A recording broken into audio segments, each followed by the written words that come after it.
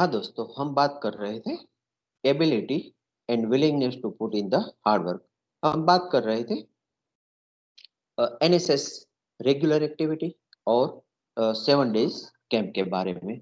और एक एग्जांपल रहते हैं, मान लीजिए आप स्पोर्ट्स इंचार्ज हो, आपको कुछ एक्टिविटी करनी है। हो सकता है आप अपने यहाँ इंटर क्लास कंपटीशन करो। इंटर क्लास की जगह अगर हम करना चाहे तो हम क्या कर सकते हैं, इंटर कॉलेज एक्टिविटी कर सकते हैं। फिर क्या कर सकते हैं, इंटर कॉलेज एक्टिविटी करनी है वो हमारे कैंपस में ही कर सकते हैं, या तो यूनिवर्सिटी के साथ कोलैबोरेशन करके हम यूनिवर्सिटी हेडक्वार्टर्स भी जा सकते हैं। तो सब जगह हमारे एफर्ट्स जो है वो अलग अलग रहते हैं। इसलिए अगर शॉर्टकट करना है, हम क्या करते हैं, इंटर क्लास कंपटीशन। फिर इससे ज्यादा करना है तो क्या करते हैं, नेबरिंग जो इंस्टीट्यूट है वहां तक हम जाते हैं तो इंटर कॉलेज कंपटीशन कहते हैं। फिर अगर कोई टूर्नामेंट के लिए अगर हम विश्वविद्यालय के पास जाते हैं, उसके साथ जोड़ के हम कुछ करने की कोशिश करते हैं, तो वहाँ हमारी willingness to put in our efforts in hard work, उसके हिसाब से हम ये सब कुछ प्लान करते हैं।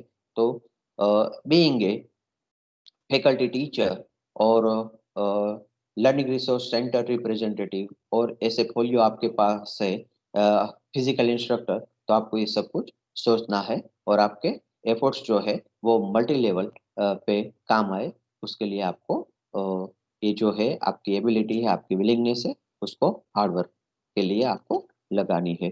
फिर हमारे पास बहुत सारे बंदे ऐसे भी मिलते हैं, मुझे इलेक्शन में ड्यूटी दी गई है तो क्या करें। नहीं, एक पॉजिटिव सोच आपकी होनी चाहिए। इलेक्शन में ड्यूटी है, अच्छी बात है, सबसे अच्छी बात है, इसमें क्या है। तो आपको वो भी काम करना चाहिए, विलिंगनेस से करना चाहिए। अगर सब लोग मेरा नाम कमी हो जाए, नहीं, मुझे ड्यूटी नहीं मिली है, आप कभी भी कहीं भी चाहे तो मेरा नाम इसमें आप जोड़ सकते हो। मान लीजिए हमारे यहाँ बहुत सारी समिट होती है।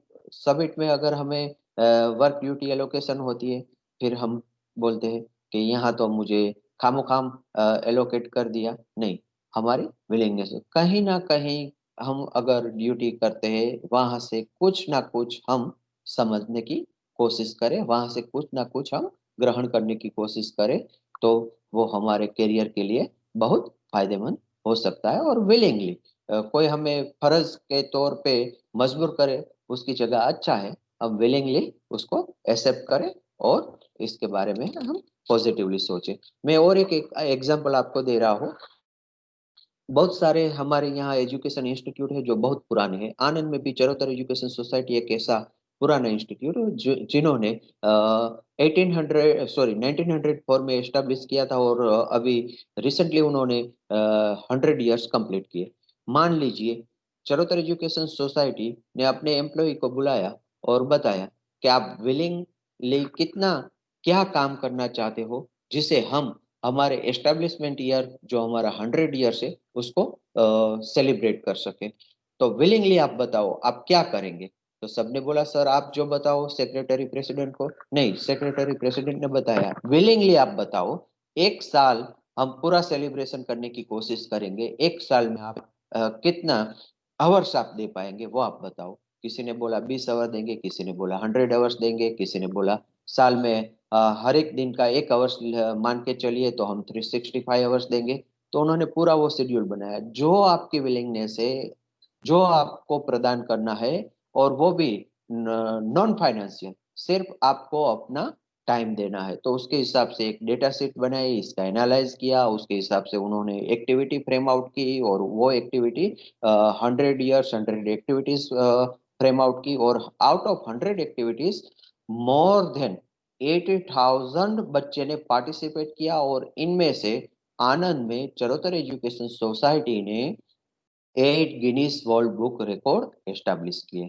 तो विद इन द 365 डेज उन्होंने इतना सब कुछ किया। कैसे, ability and willingness to put in the hard work, hard effort, और वो विलिंगली। तो उसका उन्होंने मैनेजमेंट किया और मैनेजमेंट करते करते करते करते उन्होंने 1 साल में 100 इवेंट ऑर्गेनाइज की। मोर देन 80,000 बच्चे ने पार्टिसिपेट किया पूरे गुजरात से, और उन्होंने 8 Guinness world book record establish करके रखे। तो वो भी एक केस स्टडी हमारे लिए बन सकता है कि अगर विलिंगली हम सचमुच काम करना चाहे तो क्या नहीं कर सकते, और world Reynold Guinness world record भी हम बना सकते हैं।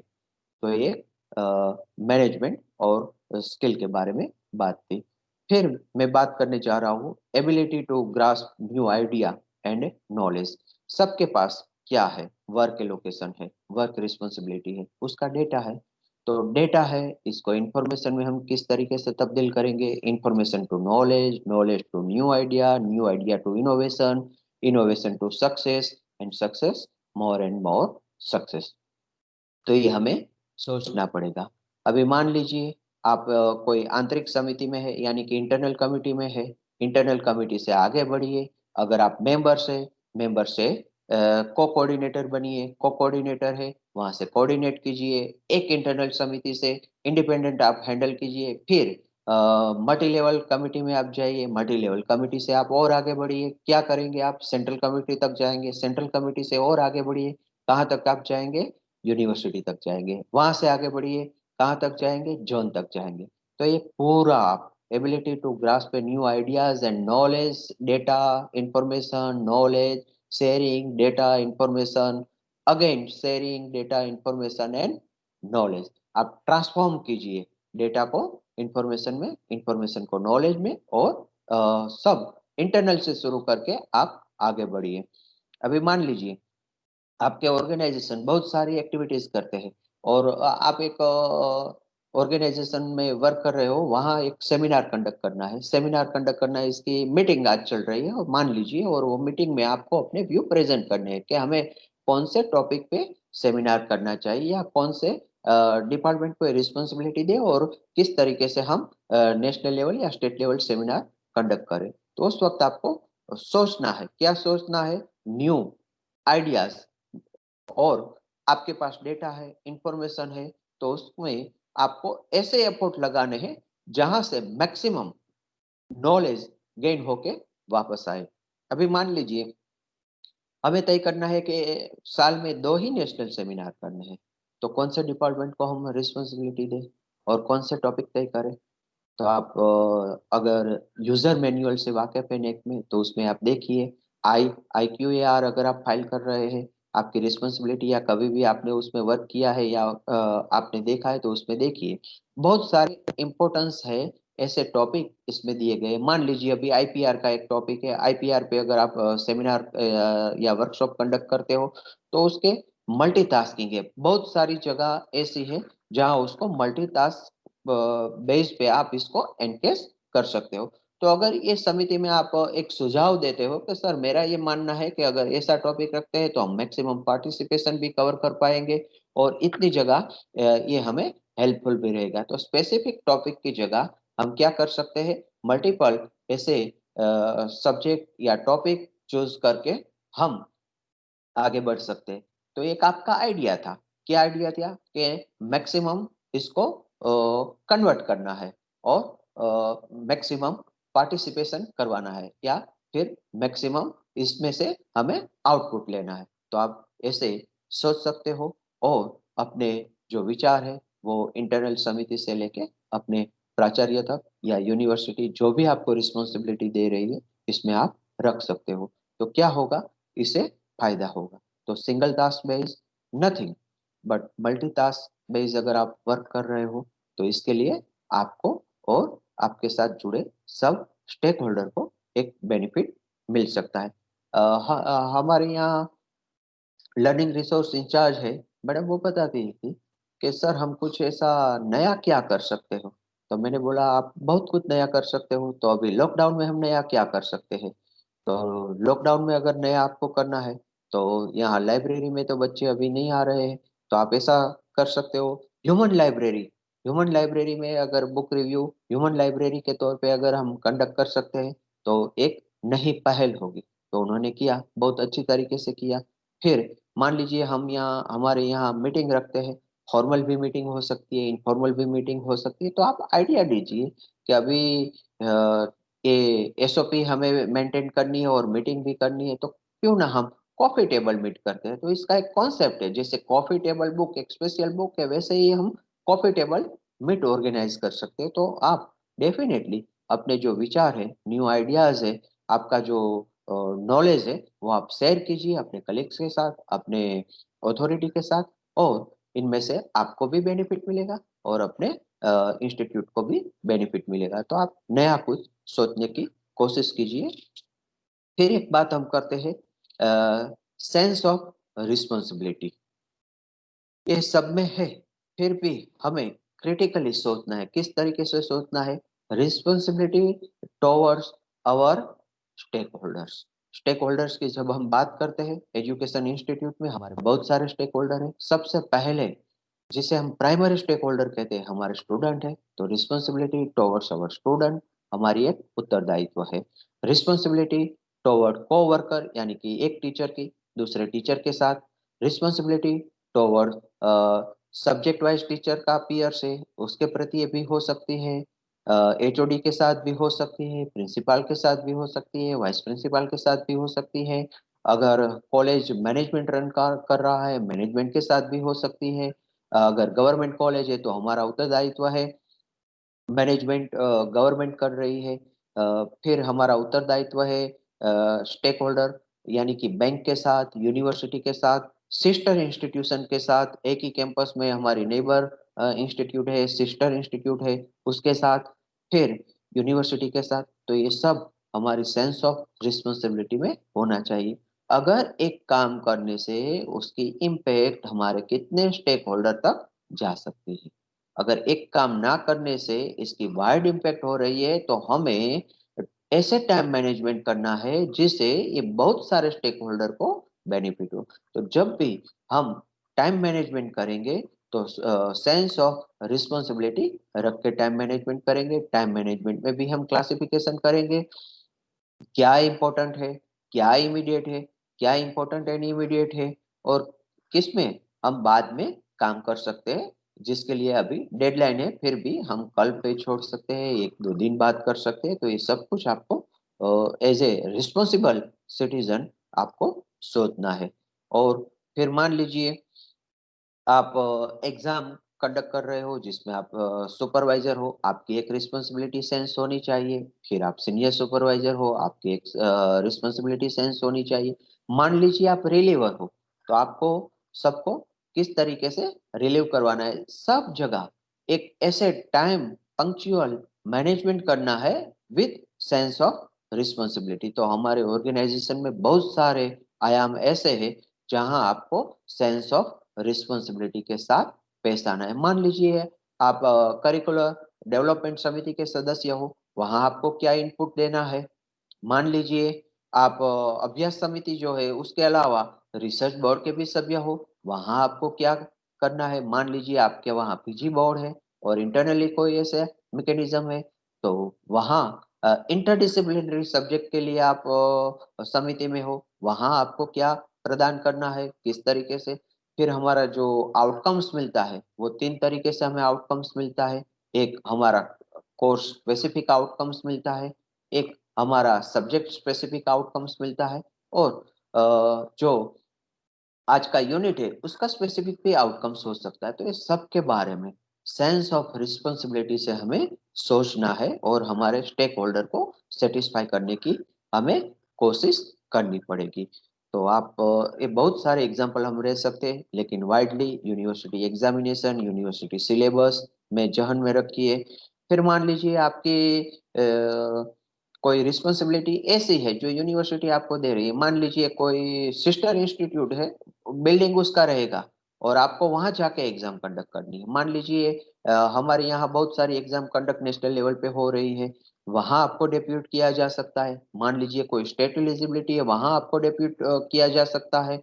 मान लीजिए अदर यूनिवर्सिटी की एग्जाम है, वहां अगर आपको डेप्यूट किया जा सकता है as a external paper setter और एग्जामिनर और कन्वीनर। तो सब जगह आपकी सेंस ऑफ रिस्पॉन्सिबिलिटी है, और सेंस ऑफ रिस्पॉन्सिबिलिटी से हर एक पहलू को आपको सोचना है। मान लीजिए अभी पहले जो पीएमटी की एग्जाम कंडक्ट हो रही थी, आज जिसे हम मेडिकल की एग्जाम है, या जी की एग्जाम है, या केट की एग्जाम है, और यूनिवर्सिटी की एग्जाम है, हमारी सेंस ऑफ रिस्पॉन्सिबिलिटी के बारे में हमें सोचना पड़ेगा। बीइंग ए रिसर्च गाइड, मान लीजिए हमारी बहुत सारी रिस्पॉन्सिबिलिटी हो सकती है। प्लेगियरिज्म से लेके हमारे कैंडिडेट का वाइवा वॉइस हो, उस वक्त उसकी सिनॉप्सिस के लिए से वाइवा वॉइस तक की बहुत सारी हमारी रिस्पॉन्सिबिलिटी हो सकती है। तो सबके बारे में हमें गंभीरता से सोचना पड़ेगा और हमें अच्छी तरीके से हमारी सेंस ऑफ रिस्पॉन्सिबिलिटी को प्रदान करना है। और मैं दो स्किल के बारे में आपको बताना उचित समझता हूँ। फ्लेक्सिबिलिटी, तो पहला ही वर्ड हमारा था, soft skill is equal to flexible, flexibility, flexible skills. तो सेम एग्जांपल हम यहाँ रख सकते हैं फ्लेक्सिबिलिटी में। मान लीजिए फ्लेक्सिबिलिटी हो कहाँ हो, वर्बल कम्युनिकेशन भी हम करते हैं, रिटर्न भी कम्युनिकेशन भी करते हैं। रिटर्न कम्युनिकेशन अगर हम करते हैं वहाँ फ्लेक्सिबिलिटी है नहीं है, क्योंकि एक बार लिख दिया हमने तो गलती हुई, तो क्या कर सकते हैं, तो उसको हमें करेक्ट करना है।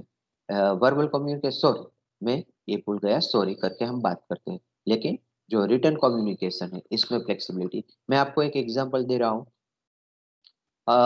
एक टीचर्स थे, इन्होंने शिकायत दर्ज करवाई कि हमारे यहाँ इतने इतने मैगजीन्स हमने सब्सक्राइब किए हैं, लेकिन इतने अंक हमें मिले हैं, इतने अंक हमें नहीं मिले हैं। तो जितने भी पब्लिशर के सब्सक्राइब किए थे उसको एक लेटर भेजा। तो फिर वो भूल गए रिटर्न कम्युनिकेशन में कि मैं लाइब्रेरियन हूँ, या मेरा कॉन्टेक्ट नंबर ये है, या ईमेल मेरा ये है, मैं ये बिटवीन दिस एंड दिस समय मैं अवेलेबल हूँ। तो फिर क्या होता है, उन्होंने जो लेटर लिखा वो लेटर पे, लेटर हेड पे जो भी नंबर है या जो भी ईमेल है वहीं पे ही कॉन्स्टेंटली फोन या ईमेल हो सकता है। तो सेंस ऑफ रिस्पॉन्सिबिलिटी के साथ फ्लेक्सिबिलिटी। मान लीजिए लेटर पैड आप इस्तेमाल करते हो तो वो इंस्टीट्यूट का है, उसमें इंस्टीट्यूट की इंफॉर्मेशन है, लेकिन स्पेसिफिक पर्पस के लिए आपने ये इस्तेमाल किया है, तो आपको अलग से नीचे जहां आप अपना स्टैम्प और साइन लगाते हो वहां आपको अपना नंबर या ईमेल एड्रेस देना पड़ेगा। क्यों देना पड़ेगा? क्योंकि वो प्रॉपर कम्युनिकेशन आपके साथ बना पाए, या वो लेटर में ही आपको इन्फॉर्म करना है कि मुझे ये ईमेल पे आप रिवर्ट कीजिए या ये फोन नंबर पे मेरा कांटेक्ट कीजिए, तो आपके लिए आसान हो सकता है। अभी मान लीजिए वही एग्जांपल को मैं अ, अ, आपको आगे ले जा रहा हूँ। इसमें एक फ्लेक्सिबिलिटी है कि दूसरा ईमेल या कांटेक्ट नंबर ऐड हम करते हैं, लेकिन मान लीजिए अभी हम कुछ ऑफिशियल नोटिस निकालते हैं, तो क्या इसमें ये हम कर सकते हैं? फ्लेक्सिबिलिटी है इसमें। एडिशनल हम इंफॉर्मेशन के तौर पे जिन्होंने नोटिस निकाली है वो अपना नंबर या ईमेल एड्रेस लिखेगा नहीं, क्योंकि अथॉरिटी ने आपको बोला है तो बाय ऑर्डर है। तो कहाँ फ्लेक्सिबिलिटी होनी चाहिए, कहाँ फ्लेक्सिबिलिटी नहीं होनी चाहिए? मान लीजिए आपकी सर्विस बुक है, क्या फ्लेक्सिबिलिटी होनी चाहिए, क्या फ्लेक्सिबिलिटी नहीं होनी चाहिए, क्योंकि वो रिटर्न में। अभी मान लीजिए मैं आपको एक एग्जांपल दे रहा हूँ, सीएल रिपोर्ट अगर आपको रखना है या तो आपको सीएल देनी है, क्या फॉर्मेलिटी होनी चाहिए? हो सकता है आप फोन से भी बोलो, बाद में आके आप रिपोर्ट फाइल करवाओ। लेकिन मान लीजिए आप वेकेशन में लीव पे जा रहे हो, अर्ली इन द वेकेशन जा रहे हो, लेट वेकेशन आ रहे हो, क्या फॉर्मेलिटी करनी पड़ेगी? तो उसमें फ्लेक्सिबिलिटी नहीं मिलेगी आपको, जो एक सीएल रिपोर्ट में आपको फ्लेक्सिबिलिटी मिल सकती है। फिर बहुत सारा हमारा काम रहता है इसमें, यूटिलाइजेशन सर्टिफिकेट हमें भेजना रहता है। तो यूटिलाइजेशन सर्टिफिकेट में क्या फ्लेक्सिबिलिटी है? बिल्कुल नहीं होनी चाहिए, हो ही नहीं सकती। क्यों? क्योंकि जो अनुदान हमें मिला है उनमें से जो एक्सपेंसेस हुआ है उसको क्या हम करते हैं, मेंशन करके जितनी बैलेंस है वो हम दिखाते हैं। तो इसमें कोई फ्लेक्सिबिलिटी नहीं है। हाँ, मैक्सिमम फ्लेक्सिबिलिटी कितनी हो सकती है, हम राउंड अप करें, अगर 42 पैसा है तो उसको राउंड अप करें, उससे ज्यादा नहीं। तो एक बहुत बड़ी बात है, हम फ्लेक्सिबल हैं, लेकिन कहाँ कितने फ्लेक्सिबल है और कहाँ कितने फ्लेक्सिबल हो सकते हैं। जहाँ फाइनेंशियल मैटर है बिल्कुल फ्लेक्सिबिलिटी नहीं चलेगी। एडमिनिस्ट्रेशन है थोड़ी बहुत फ्लेक्सिबिलिटी, इसलिए एडमिनिस्ट्रेशन में हम कहते हैं जब एडमिनिस्ट्रेशन मैनेजमेंट करना है तब ह्यूमैनिटी के बारे में सोच सकते हो, लेकिन एक बार इसको इम्प्लीमेंट करना है तब नो ह्यूमैनिटी। तो ये हमें फ्लेक्सिबिलिटी के बारे में सोच के हमारे ऑर्गेनाइजेशन में हमें वर्क करना है। और लास्ट मैं आपके साथ शेयर करने जा रहा हूँ, थिंक आउटसाइड द बॉक्स। जो हमने पीपीटी में बहुत सारे एग्जाम्पल लेके समझने की कोशिश की थी। तो इसको हम हमारे साथ कैसे रिलेट कर सकते हैं, हमारे स्टूडेंट के साथ, हमारे ऑर्गेनाइजेशन के साथ, किस तरीके से हम इसे रिलेट कर सकते हैं। एक दो एग्जांपल फिर मैं आपको इसमें दे रहा हूँ। हमें एनएसएस कैंप करना है, हमें बुक क्लब का प्रोग्राम शेड्यूल करना है, हमें वीकेंड प्रोग्राम करना है, हमें वीकडेज में प्रोग्राम करना है, हमें हॉलीडे में प्रोग्राम करना है। तो थिंक आउटसाइड द बॉक्स। तो मेजोरिटी हम क्या करते हैं, वर्किंग डे में ही करते हैं। तो हो सकता है कभी हम वीकेंड पे करने की कोशिश करें, कभी संडे करने की कोशिश करें। तो ये थिंक आउटसाइड बॉक्स नहीं है, एक हम रुझान के लिए कि अगर ये पब्लिक हॉलीडे है और ये एक्टिविटी कंडक्ट करते हैं, क्या हमें रिस्पांस मिलता है, उसके जरिए आप आगे सोचिए, उसके जरिए आगे ये एक शुरुआत है। वहां से लेके अंत तक आप जाएंगे तो डेफिनेटली आप ऐसे एस्टेब्लिश होंगे जहां से आपको मैक्सिमम सोसाइटी को, स्टेक होल्डर्स को, व्यक्तिगत सबको बेनिफिट मिल सके। और एक एग्जांपल मैं आपको देने की कोशिश कर रहा हूँ। Consider the students to be a valuable to the organisation. क्या हम स्टूडेंट को कंसिडर करते हैं, या सिर्फ हमारे पीयर्स को ही, और पीयर्स में ही हमारे सीनियर्स को ही, और जो कि रिस्पॉन्सिबल पर्सन है जिससे ही हम जुड़े रहते हैं? नहीं, बिल्कुल नहीं। हमें थिंक आउटसाइड द बॉक्स होके छोटे से छोटे व्यक्ति से लेके बड़े से बड़े व्यक्ति के बारे में हमें सोचना है, और हर एक के लिए हमें कुछ नया, कुछ इनोवेटिव, कुछ डिफरेंशिएट जहाँ हो, ऐसा करना आज के दौर की आवश्यकता है। मान लीजिए आप एक्टिविटीज कर रहे हो, मेरे जहन में एक एक्टिविटी आ रही है, क्योंकि हमारे एक नेबर इंस्टीट्यूट ने उसको ऑर्गेनाइज किया था, और उसका नाम दिया था आइडल ऑफ द यूनिवर्सिटी। उन्होंने प्रेरणा ली थी कि अभी ये इंडियन आइडल और ये सब कुछ कंपटीशन हो रहे हैं, तो हर एक हमारे फील्ड में, हमारे एक स्पेसिफिक सब्जेक्ट में क्यों आइडल कंपटीशन ना हो। तो उन्होंने टाइटल दिया commerce idol of the university, commerce idol of the institute, commerce idol of the department.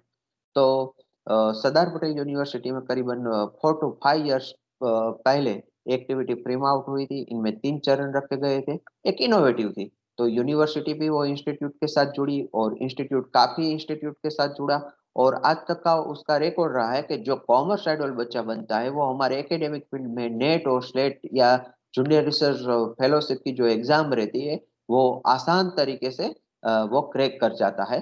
तो ये एक माइलस्टोन बन गया है कि इंस्टीट्यूट एसपी यूनिवर्सिटी का जो कॉमर्स आइडल होगा, वो आने वाली एग्जाम डेफिनेटली वो फर्स्ट अटेम्प्ट पे क्रैक कर ही लेगा, क्योंकि वो इस तरीके से, इस ढांचे से इनोवेट करते करते करते करते ऐसे चरण में ऐसे बनाया गया है कि जिसे बच्चे पार्टिसिपेट करते हैं उसको बेनिफिट होता है।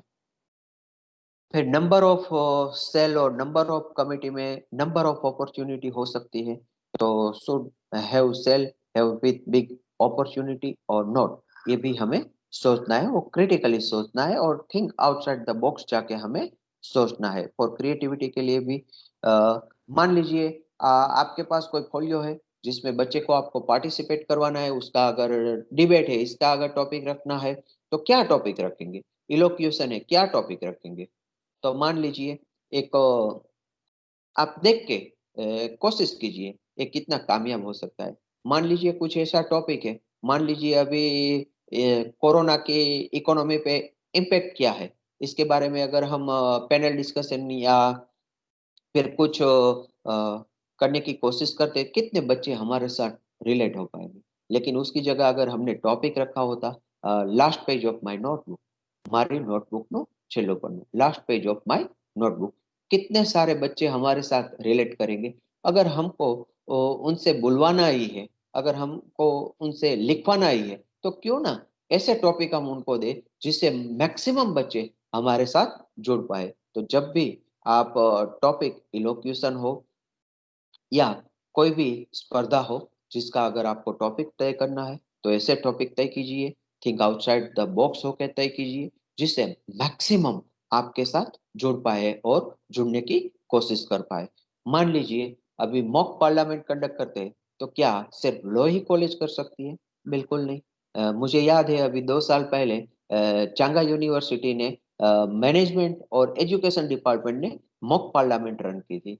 बिलीव मी, वो मॉक पार्लियामेंट की अवधि सिर्फ 3 आवर थी और पार्टिसिपेशन टीम जो थी वो 14 थे।